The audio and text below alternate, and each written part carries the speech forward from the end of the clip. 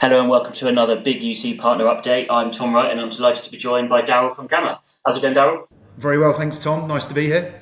Yeah, it's great to have you. I'm looking forward to talking to you. I know there's a lot going on at Gamma at the moment, so let's get straight into things. It'd be good to start with kind of looking at the channel market, actually. I wonder if you could talk through some of the biggest challenges and trends that your partners are experiencing at the moment. Well, if I stick to three, because we could probably pick sort of five or six, but I'll stick to three. I think the first one, to keep this very relevant and real to SMB and channel community, I feel that UCAS is coming back to the customer. What do I mean by that? I think that we're now able to upsell some stuff that SMBs need and value will pay for. So that's a really nice sweet spot for all of us, in that we're selling some bespoke things, giving customers more choices that they'll pay for and that we can all benefit from. Because if we're really honest, if we just step back to the sort of late 2000s, and I was definitely around then, maybe the early 2010s, what we did with UCAS and Cloud is we took a really cool product in PBX. It had loads of integrations back then. I remember that. These are not new things. And actually, we simplified, which is a strategic word for making the product slimmer in terms of capabilities. So when it's the cloud, it has less capabilities. And it's only in the last, I'd say, 5 years that UCAS and Cloud UCAS has really come into its own. It's really hit its stride. It's offering a ton of flexibility. It's leapfrogged over even enterprise-grade CPEs that have been bandaged up with thin clients and add-ons. So you've now got UCAS coming into its own, not just with features and functions that customers can pick, but also in the way that it can be configured and bought. There's just a whole variety of choice. So it enables us to provide more value to customers and ultimately benefit them and add value to them and charge for it, which isn't a swear word. So I think UCAS, flexible choice, coming back to the customer to give the customer what they want. We're in that moment now, which is great. So integrations galore.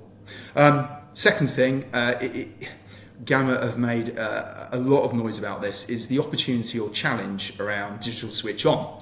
So worst case, you've got enormous bases out there amongst the channel community where if they're moving to SAGIA, where FTTP isn't available, then you're essentially having to pick up a base and move it to new technology, which does exactly the same as FTTC as an analog line.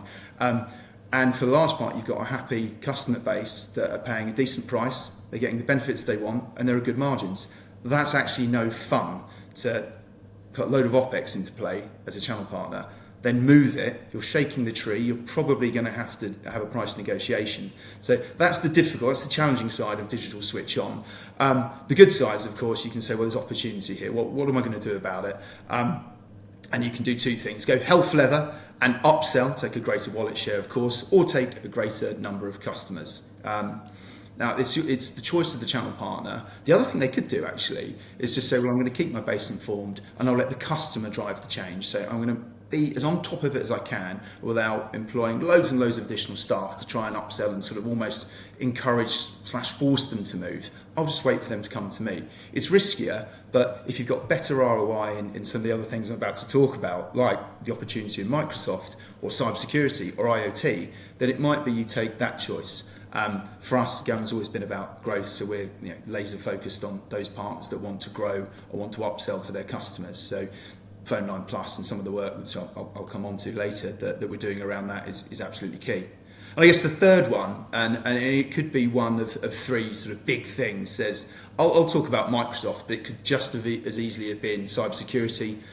Some of the American analysts say that's going to go from 10 to $20 billion worth in the UK. And IoT, very, very similar figures actually, just under 10 to just over $20 billion worth of value in the UK. So you could pick any one of those three, and that's something I would say, and just like Gamma and everyone else, is a choice for the partners and the services they decide to bring. I think partners that haven't got infinite amount of time. I know many that will work weekends into the early hours. So to be the experts on what they do today really, really well, connectivity, mobile, UCAS, etc., etc., etc., and think about the digital switch on, which is going to impact them one way or the other, and Microsoft, become a Microsoft expert and everything that entails, complementing and augmenting the team system with call recording, making sure they bring in the right sort of analytics, providing professional services, maybe actually selling the Office 365 licenses. To do all of those things and be a cybersecurity expert and be IoT expert is asking a lot. So I think when it comes to that final one, partners really having to make a choice on where they spend their time. But we always say words like unprecedented and exponential change. That does feel like there is a lot going on, and most of it really good. Yeah, as you said, there's a lot going on, and we probably could have gone through a load more opportunities for the channel, but it's great to see those opportunities are out there. And I just wonder if you could talk through how they're shaping kind of your approach to the channel at Gamma. So maybe you could give us some insights into your product roadmap and what kind of features and services we can expect to see you bring to partners over the course of this year and beyond. Yeah, sure. Well, I mean, I was chatting to some of the sales leaders, Andy Smethurst and Matt Warboys, in sort of like old Gamma, new Gamma, with the acquisitions from EnableX and the Pragma Group, and also the Coolwave team as well. So I'll chat through some of those and try and do a reasonable job in pitching some of the things we were coming down the road. But in a nutshell, it's becoming more bespoke for certain customer segments and even trying to address the needs of specific customers. So exactly what I said at the top, where sort of UCAS is almost coming to the customer. It's finally delivering on that promise where it'll be more flexible, more redundant, more cost efficient, and all of the R&D that's been poured into that sort of centralised platform, be it Gamma and our partnerships with ELG or Cisco or other vendors. I think they're finally starting to pay off. So for us, if I talk about what I would call sort of what was Gamma Central, in the micro community, clearly we're focused on the voice element and picking up FTTP and Sajir where we can. So PhoneLine Plus has got all the features that you'd need. What it didn't have is APIs to order the service, to port the numbers, to order handsets and hardware if you need it. So we've been working really hard to give partners a full complement. So features wise, you can get caught up in a feature fest, but at the sort of micro SMB level, and that service is particularly applicable to the sort of 7.5, 8 million lines that have still got to come across from ISDN. It's actually about the sexy stuff is keeping OPEX low and providing choice and efficiency in the way that partners interact with us. So can they click a button?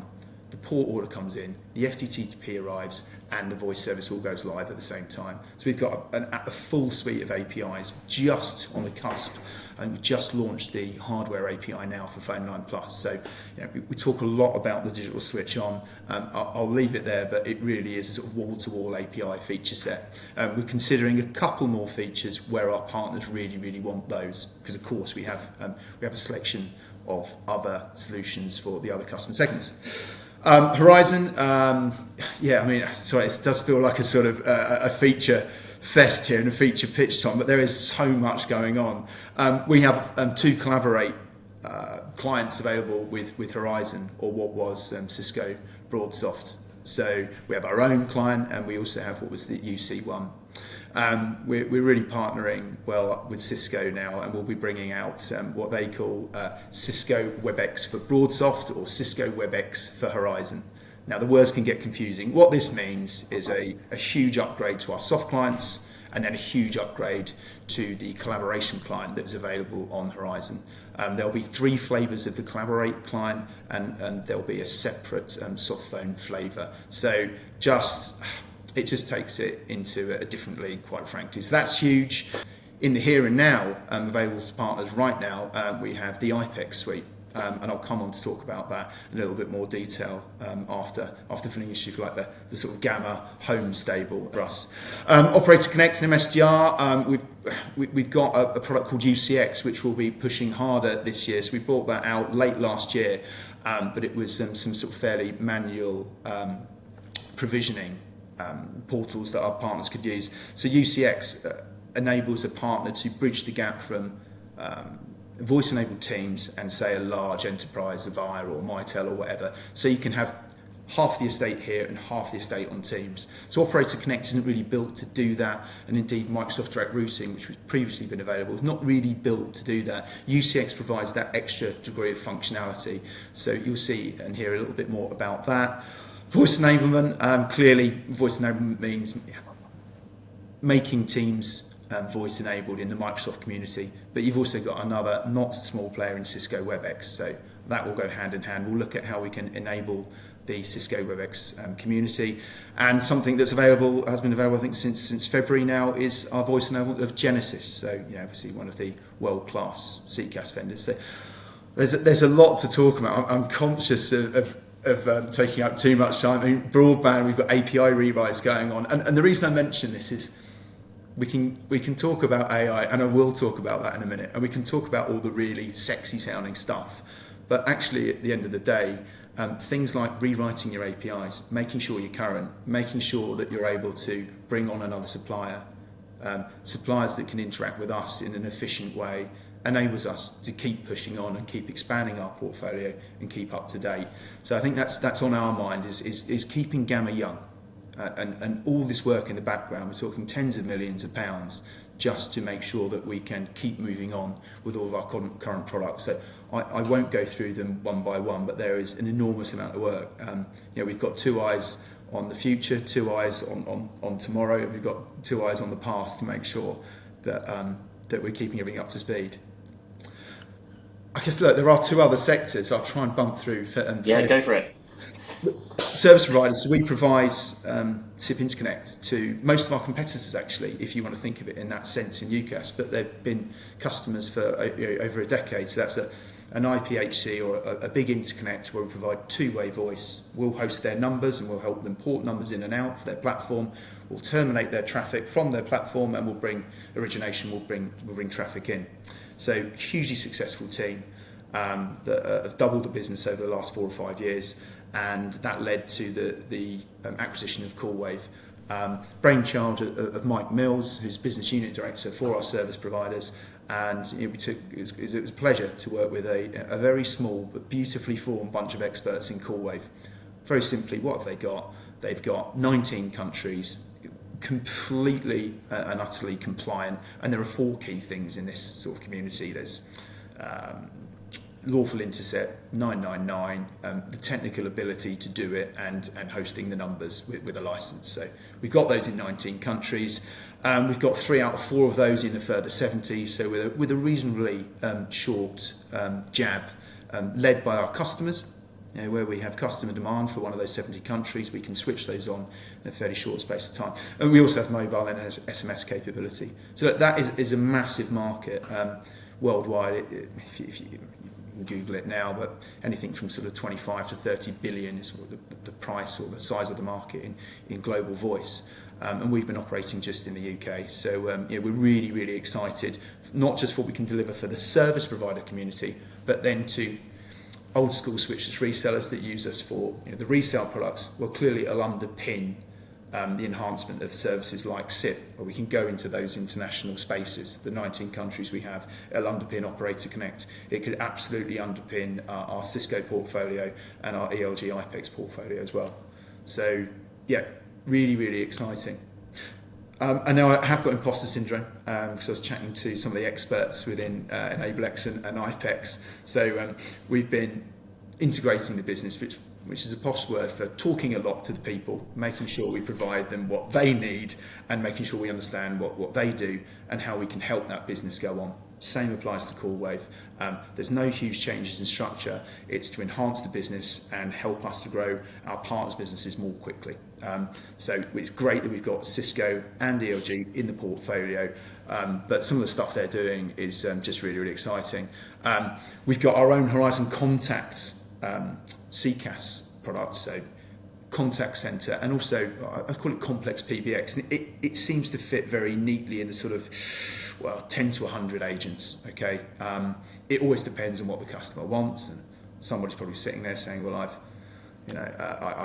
had my biggest ARPU because they've taken everything sale with 10 users. So if you've got complex needs, clearly that's what dictates the need, but typically sort of 10 to 100. What IPEX have got is their own CCAS portfolio that probably sits slightly higher than that in terms of the customer sweet spot, and that perfectly complements what we're going to have with Cisco WebEx, which goes all the way to the highest enterprise. It's needs driven. I think that's been out in anger for about 3 or 4 months. Bit more than MVP, but testing it with a few partners. Some of the stuff that has is just mind-boggling. So It's got its own voice analytics. It's got its own, frankly, sort of Copilot-esque type functionality, and that's beginning to fly. We have a product called Connect. I mean, there's a really smart bunch of guys that we work with who are allowing us to build bespoke integrations. So I'll just pause for a minute, just a second, and go back to the beginning. It's not just CRM integrations, but it's software or desktop driver, a thing that a customer finds useful and valuable and spends a lot of their time on. A driver to go towards. Very few people now come to the office and say, "Oh, I can't wait to use my phone or my collaboration client or my pop-up app." They don't. They're using, might be Salesforce, it could be Bullhorn in recruitment, it could be EMIS in healthcare. So what the Connect app allows us to do is integrate really, really quickly into some CRMs or any kind of software that customers want. So we've done a huge deal in hospitality. We've EPOS as well, and it's got some standardised stuff coming out. Standard integrations with G Suite, Office 365, ClickUp, which is a legal piece of software for basically people to enable to record the call, understand how long it took, and apply it straight to a customer record. That sort of stuff. But it's the speed. Some of this isn't particularly new, but the speed at which we can integrate now with different things on a bespoke basis. That's what's really impressive. Sidekick. So I'll touch on AI because it would be very silly of me not to, particularly at results time. Our results came out on Monday, which is 8% growth in revenue and margin, 9% EBITDA. But for us, we're focused on how it can enable our mutual customers to provide a better service to their customers, a better service to their staff, how our partners could monetize that and making it easy for them to consume, and then how we can clearly deliver those specific bits of AI without just slapping AI on everything. It's really about how can you drive a benefit and how do you then put a price on that and make money from it. So I think it's really interesting actually with AI. Elon Musk is never backwards in coming forwards. So with people like OpenAI, this is all provided and interfaces provided pretty much free. So what we have is a transcription and summary service already, very much like the Copilot-esque thing, that we're using global AI providers to provide. We're plugging into that, and then we've built this service to provide those kinds of features. So it's not just for the sort of multi-billion corporations. And just why I mentioned sort of the Elon Musk things, I read something in the news where he is taking a stand because he wants this sort of technology to be a benefit for the populace, for everyone. As long as it's benefiting the person on the street or in the office, then great, and it leads to a better life. And he's just railing against the fact that I think in this case that Microsoft have taken a stake in OpenAI and worried that it's going to be monetized for one corporation. I don't know if that's true, but it's interesting that the row has sort of begun. The horse has bolted. A lot of this fantastic technology is available pretty much for free, and it'll be interesting to see how that landscape evolves. So for us, fantastic. We've got some really smart people that have plugged straight into these giants in the AI world, and we're delivering services directly to our customers. So efficiency and benefit gains, and it's just great. Final section, I promise.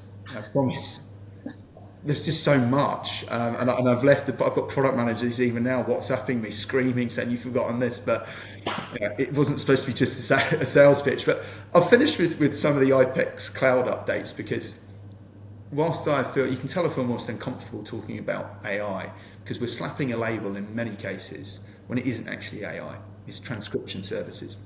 It's smart algorithms that are helping chatbots, but outside of some of the very real benefits of AI, there's stuff that people need today in the here and now. And this is what I really like about the roadmap with IPEX. So 3 things coming out, and I'll shut up. CLI selection. So we've got a lovely little app. There are people that work from home and in various other needs, but that's quite a good one. He said, I just want to present a different CLI. I don't want people to see my home CLI. And now we're just bringing CLI selection in on our IPEX One app. So you can say, right, I want to present a different CLI, and you can do it on the app because it's really simple. So going back to the sort of keeping it real, keeping it current, you can get yourself hyped up about all sorts of global trends that, as leaders, we've all got to have an eye on. We've got no choice. That's just the job. But you've also got to have two eyes on the here and now. The other thing that I like, single sign-on. So we've got single sign-on with IPEX for Microsoft. We'll bring in Google. So if, for instance, you're sitting there and you just want to look at the analytics of the day, what calls are coming in, who's doing what, then you don't need to sign on. It's just there. Simple stuff. But it's really, really important that you don't lose sight of the here and now. And incidentally, just on that, the capabilities of the UCAS platforms themselves are ramping up and amping up, month on month on month.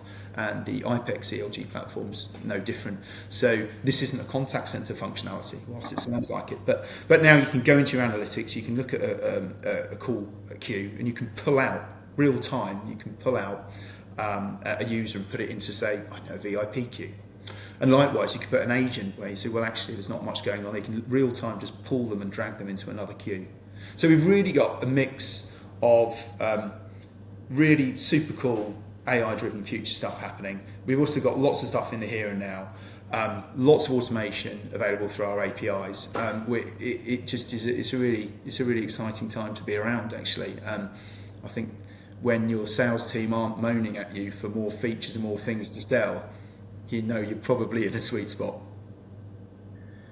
Well, you really weren't lying when you said you've got a lot going on at the moment. Your head must be spinning going through all that. It is. I don't normally have notes, but I thought I'd better take some before I get absolutely lambasted by the products and management team and my sales team. There's a lot more we could talk about, but just taking it away from Gamma, which is just, it's uncomfortable to talk about us for a while. I mean, I was reading and listening to some of the previous webinars that you've conducted, some more UC Today have, and I think that sort of general that UCAS is now really delivering. It really can now deliver some of the specific benefits to specific customers' needs. I think that's absolutely true, and it's not in a clunky way where you'll have even a single instance it's okay, but keeping single instances up to date with the latest technology, latest resilience, all that boring stuff is quite hard. I think multi-tenanted, but highly flexible, highly configurable UCAS tenants are the way forward, and they're really delivering now. Some of the stuff that the team is delivering is just great, because customers are saying, that is it, that is my silver bullet. How can you do that? Well, we'll integrate with that piece of software. It's a really good time for us all to be around, and I think you can see that in the massive interest from private equity. Clearly, it's almost like the second stage of private equity in partnerland, and they're not doing it out of the kindness of their heart, and they're doing it because we're recurring revenues, highly profitable, highly cash generative, with the answer to the environmental problem, or part of the answer at least. So a really good space for the whole industry, I think, at the moment. Yeah, definitely is an exciting time, and I appreciate you taking the time out to talk us through what's going on at Gamma, and perhaps later in the year, as some of this stuff that you talked about kind of hits the market, we can catch up again. That would be great. Yeah, thank you for joining us, and thank you everyone for watching. Remember, you can follow the full Big UC Partner Update series on uctoday.com. That's all from me. Thanks for watching. Thanks, Tom. Thanks, everyone.